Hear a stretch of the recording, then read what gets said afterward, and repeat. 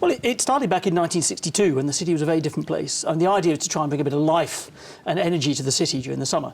And I suppose that still exists today. That the idea is we use all the fantastic places and spaces, whether it's St Paul's Cathedral or some of the squares or some of the more contemporary buildings like the Sky Garden of the Walkie Talkie.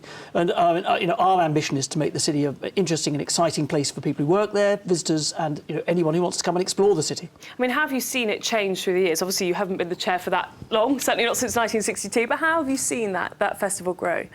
Yeah, I mean, I used to come into the city a lot as a student, and then, you could barely get a drink past about 7 in the evening. There was, whereas now it's a much more lively place. There's a lot more shops, there's a lot more bars, and the city has grown with the festival. So, well over 150 events we've got this year.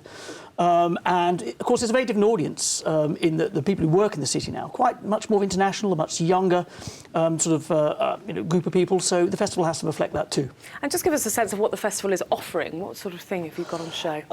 Variety is probably one of the key words. Everything from the London Symphony Orchestra in St Paul's, an amazing spectacle. We've got jazz taking place at the top of the Sky Garden in the Walkie Talkie with stunning views across London.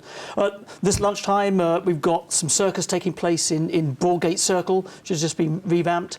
And then this Saturday, I think probably my most fun event is we've got 17 choral concerts in 17 different Christopher Wren churches, back to back from 8 in the morning until midnight. Wow, so people can almost do a chorus dash then, can't they? That's the idea. We're kind of challenging to see if some people do. We're calling it the Wren Choral Marathon and seeing it, and some people have already committed to the fact that they're going to do all 17 concerts. Fantastic. Now, I said in the introduction that there's a focus on Singapore. What is there always a focus to each festival, and why Singapore this year? Yeah, we like to have, if you like, a guest city. So last year it was Seoul from South Korea, and this year it's Singapore.